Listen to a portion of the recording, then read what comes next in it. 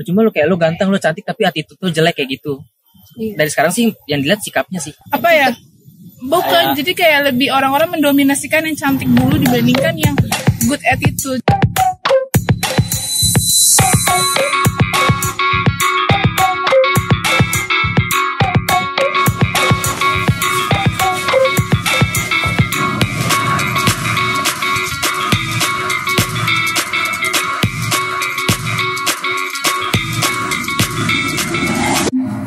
Aku merasakan ekspektasi tinggi dari sekelilingku. 1, 2, 3. Saya merasakan ekspektasi di sekeliling saya karena banyak yang berharap atau terutama dari keluarga itu mengharapkan saya harus sukses, saya harus semuanya harus baik.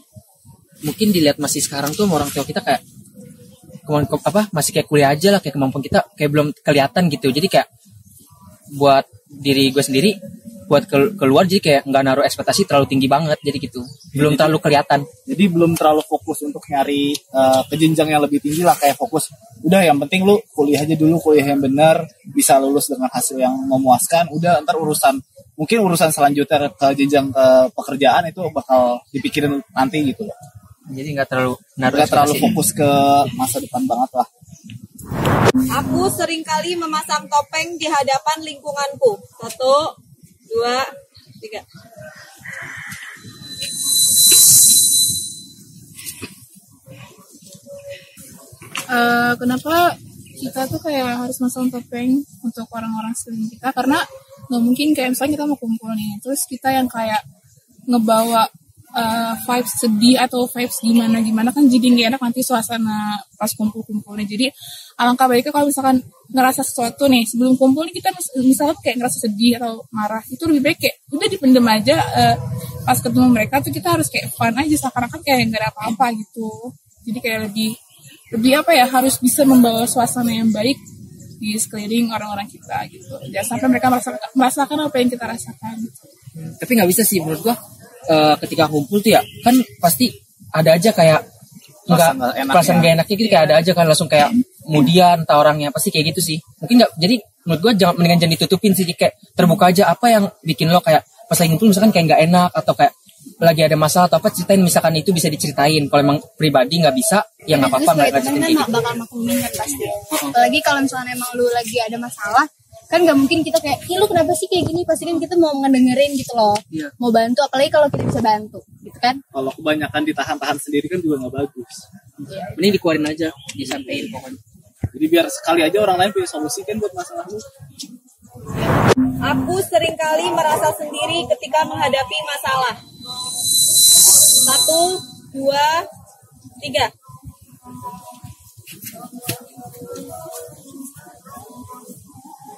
Dari gue sendiri ya, kan kalau kita punya masalah tuh pokoknya jangan merasa suka sendiri. Jadi gitu masih kita punya Tuhan ya kan.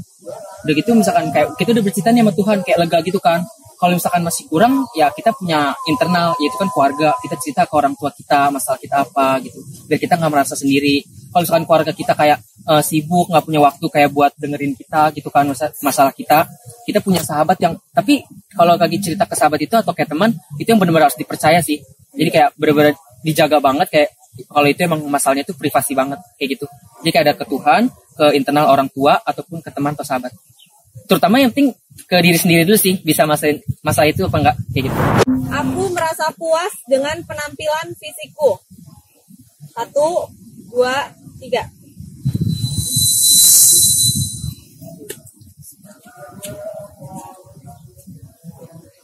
Saya di sini sangat setuju karena memang ini kan fisik kita sendiri. Jadi kita harus bersyukur, kita harus nikmatin apa yang udah Tuhan beri, Tuhan kasih. Jadi kita harus banyak-banyak bersyukur. Jangan insecure. Sebenarnya ya emang harus bisa banyak belajar sih sama mereka yang setuju.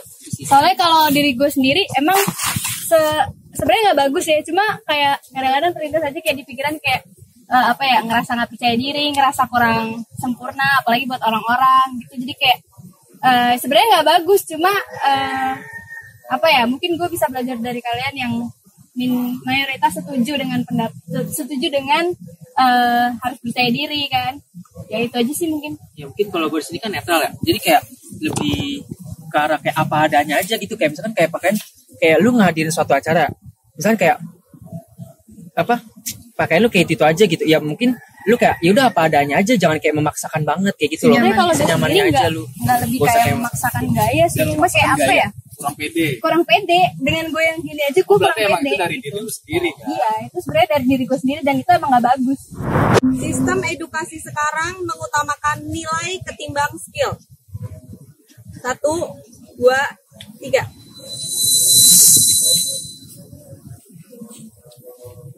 Di sini saya tidak setuju karena nilai itu kan memang penting, tetapi alangkah baiknya kita mempunyai skill dulu baru nilai yang bagus.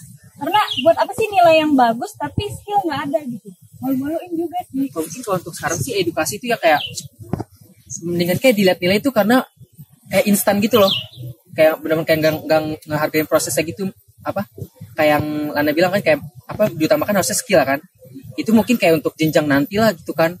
Tapi kalau untuk sekarang sih kalau dilihat edukasi nilai dulu sih yang apa yang terpentingnya. Yang penting kayak lulus dulu lah gitu. Karena kan masih di jenjang kuliah, belum kerja. Bukannya dapat nilai itu kita harus punya skill juga. Kita harus bisa ngerjain tugas itu, kita harus ya ngelakuin apa yang diberi itu kan pakai skill juga kan. Mungkin kalau untuk skill kayak gitu lebih ke arah pribadi ya, kayak nggak harus masa tentang ngerjain ilmu gitu kan, masa kayak dia bisa belajar apa di luar apa kelas gitu kan, maksudnya itu mungkin dari pribadi sendiri sih kalau skill kayak gitu. Aku merasa takut akan masa depanku setelah kuliah. 1, 2, 3. Untuk masalah masa depan sih kayaknya apalagi kan kita kan masih semester 3 lah ya, maksudnya untuk lulus pun masih jauh, jadinya kalau mikirin masa depan apalagi di bidang pekerjaan ya kayaknya itu masih lama dan masih ada waktu untuk, kalau misalkan kita belum bisa apa-apa, kita masih bisa ngerubah biar kita tuh bisa dalam segala hal gitu.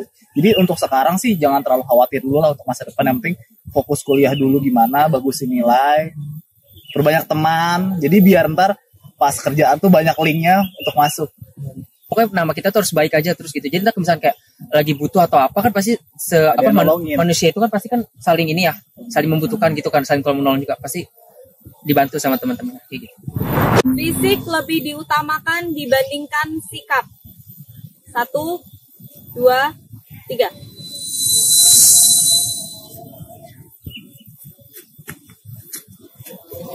Kayaknya untuk di zaman sekarang tuh kayak even lu tuh cantik, ganteng, tapi lu punya bad attitude, tetap aja katanya ada cantik gitu. Jadi kayak apa ya? Bukan, jadi kayak lebih orang-orang mendominasikan yang cantik dulu dibandingkan yang good attitude. Jadi kayak misalkan dia mantan napi atau enggak dia buat suatu kesalahan, tapi dia cantik ya udah apa gitu. Apalagi kalau misalkan dia yang kayak enggak, terlebih dia kayak misalkan dia udah jelek tapi punya karya terus good attitude, itu kayak dipandang sebelah mata gitu sama orang. Jadi kayak lebih mentingin fisik, good looking dibandingkan kepribadian, dibandingkan karya-karya yang bagus gitu. Masyarakat Indonesia tuh lebih ngeliat apa good lookingnya gitu loh daripada dibanding sikapnya. Seharusnya kan yang dilihat kan kayak sikapnya dulu gitu. Percuma lu kayak lu ganteng, lu cantik tapi attitude tuh jelek kayak gitu. Iya. Dari sekarang sih yang dilihat sikapnya sih banyak kan daripada fisik. Gitu. Banyak ya dilihat fisiknya. Kita lebih suka hal yang instan dan tidak menghargai proses. 1, 2, 3.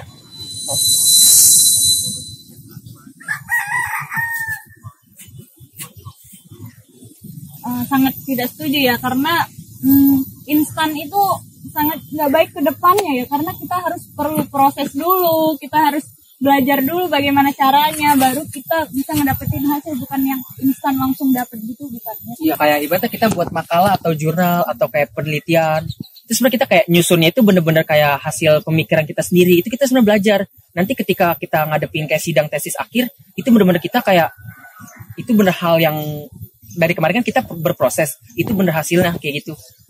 Nanti akan bisa jadinya pas lagi ujian sidang tesis kayak gitu. Jadi lebih ke arah, tapi ke anak-anak sekarang sih ke instansi ya, yang gue lihat-lihat ya kan. Kesenangan lebih diutamakan dibandingkan perjuangan. 1, 2, 3. Gue sih nggak setuju ya tentang statement yang kayak gitu, karena kita untuk mencapai sebuah kesenangan tuh harus ada perjuangannya dulu kan. Kayak lu nggak mungkin kan tiba-tiba kerja langsung jadi manajer, pasti lu dari bawah dulu jadi karyawan, terus naik tingkat baru jadi manajer. Jadi harus ada prosesnya dulu lah baru kita bisa bahagia gitu. Iya setuju cuma kalau menurut gue ya senang-senang boleh asal tahu batasan aja. Cuma kan kalau misalkan di masa muda nih kita nggak menikmati masa muda kita, kan pasti nantinya kan kita nggak bakal bisa mengulang masa muda kita lagi. Jadi kayak masa muda yang sekarang ya dinikmatin, asal lu boleh senang-senang, lu boleh happy-happy asal lu tahu batasan gitu.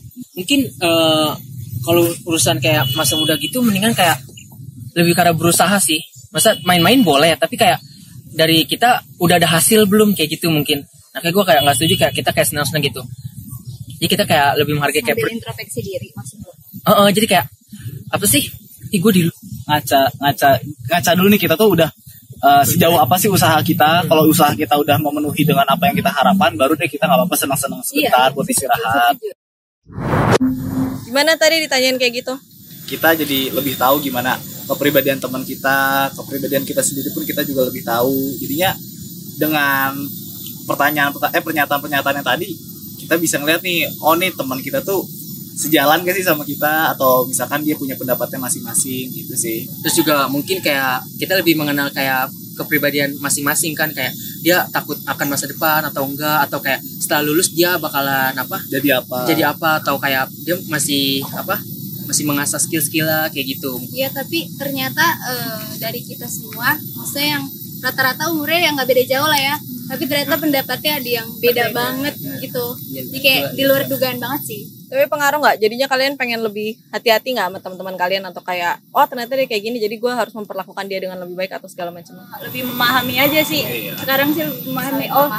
Ternyata gini, bagus juga sih kayak gitu. Jadi masukan juga sih. Mungkin masukan buat diri kita pribadi. Sekarang kasih tepuk tangan.